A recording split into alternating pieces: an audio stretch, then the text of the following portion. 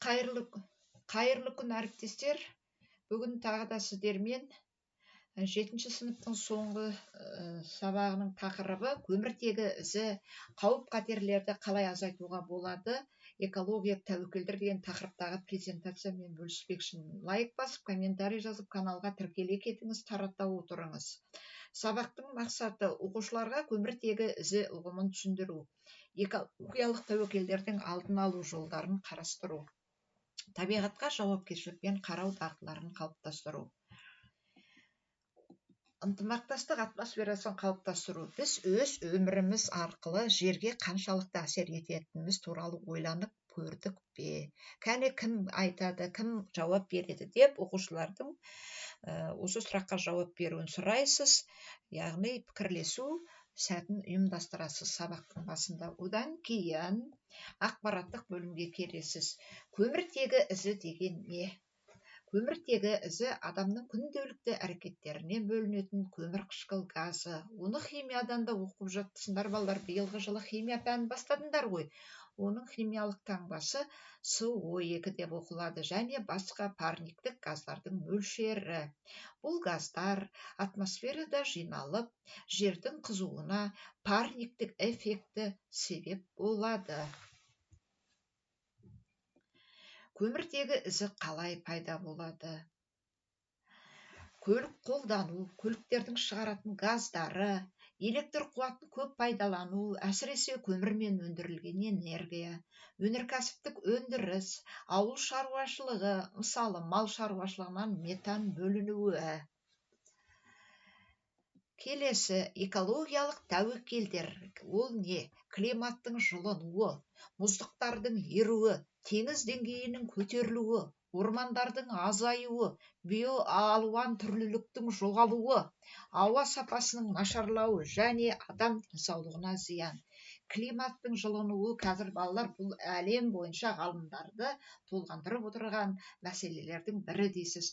Жер бетінде, жалпы жер ғаламшарында су көп екенін білесіңдер, географиядан да, карталардан, глобустардан көріп жүрсіңдер дейсіз. Міне сол сияқты мына Арктикадағы, Антарктикадағы мұз таулар еріп, қазір әлемді су басу қаупі ақырындап келе жатыр. Сондықтан міне мұздықтардың еруі, теңіз деңгейінің көтерілуі жер бетінде су тасқындарының көбеюіне ұласуда. Ормандар азайып бара жатыр да, осының кесірінен өсімдіктер, құстар, аңдардың түрлері де жоғалып барады, азайып, көптеген түрлері жоғалудың алдында тұр, сондықтан қызыл кітапқа енуде дейсіз. Ауа сапасының нашарлауы адамның денсаулығына әсер етіп жатыр. Қазіргі таңда денсаулығында ақау бар адамдар өте көп. Оның бәрі ауаның ластануынан екен. Одан кейін келесі жағдаяттық оқиғаны оқытасыз. Мектеп оқушылары энергия үнемдеу жобасы аясында сыныптарын зерттеді.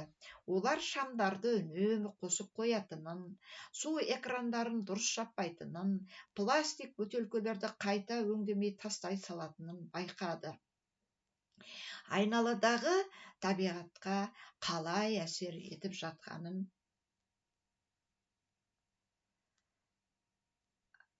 білгенде бәрі таң қалды. Енді олар не істей алады? Талқылау сұрақтары. Бұл жағдайдан қалай экологиялық қауіп туындайды? Оқушылар көміртегі ізін қалай азайта алады? Сен өз өміріңде қандай қадам жасар едің деген сияқты 3 талқылау сұрағы бойынша осы жағдаяттық оқиға мазмұнын талдап пікірлесу минутын ұйымдастырамыз. Онан кейін практикалық бөлім 3 топқа бөлесіз. Әр топ постер жасайды. Өз кәдімгі постерге қажетті құрал жабдықтарыңызды бересіздер. Көміртегі ізі мен экологиялық қауіп-қатерлерді азайту бойынша 3 ұсыныс жазады. Мысалы үшін, велосипедпен жүру немесе жаяу жүру, энергия үнемдейтін шамдар қолдану, пластикті қайта өңдеу және азайту деген сияқты. Осылай оқушыларға бересіз, әр топ өздері жұмыс жасайды да одан кейін қорғайды. Одан кейін оқушылардың ол құрған постерлері бойынша кері байланыс беріп аласыз да тағы да бір сұрақ қойыңыз. Осы мынандай қызықты өмірмен байланысты балалар, бізде қай теңіз апат бізде экологиялық аймақта орналасқан? Яғни ол оқушылар айтады Қызылорда жақтағы Арал теңізі деп. Жаңбыр адамы деген ағаларыңды, өнертапқыш ағаларың жөнінде естігендерің бар ма дейді. Оны естіген балалар айтуы мүмкін. Мысалы үшін былтыр осы еліміздегі жаңбыр адам аталған өнертапқыш ағамыз, ініміз, өздерің өнертапқыш ғалымымыз жасанды жаңбыр жаудыру технологиясын ойлап тапты да, оны сынап көріп Арал теңізіне бірталай сулардың жаңбырдың арқасында Арал теңізіндегі су қорының молаюына эксперимент жасап көрді дейсіз. Міне осылай жасанды жаңбыр жаудыратын жаңа құрылғыларды да пайдалануға болады. Сол арқылы жер бетін қуаңшылықтан сақтауға болады дейсіз. Тағы да басқа қызықты ақпараттармен өзіңіз қосымша айта кетесіз. Қазіргі таңда оқушылар да өте көп ақпараттар біледі. Олар да өздерінің білетіндерін ортаға салуы мүмкін. Одан кейін барасыз да біліміңді тексеріп көр деп сабақтың соңында мына 10 сұрақтан тұратын тесттік тапсырманы оқушыларды кезек-кезек шығарып орындатасыз. Енді соны қосып қояйын. Немесе бұны жалпылама чатқа да тастауға болады. Сөйткеніңіз дұрыс. Сонда барлық оқушыны қамтисыз. Оқушылар сабақ үстінде қызығып орындайды смартфондары арқылы.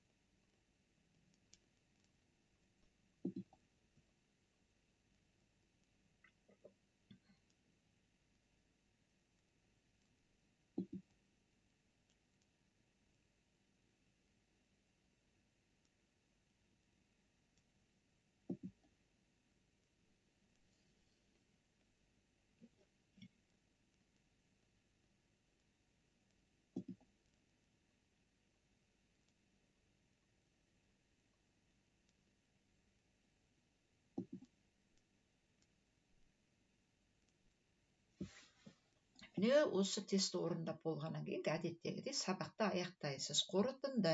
Көміртегі ізі біздің күнделікті әрекетімізден пайда болады. Оны азайту арқылы жерді сақтауға үлес қоса аламыз. Әркімнің экологияға қосқан кішкентай үлесі үлкен өзгеріс әкеледі.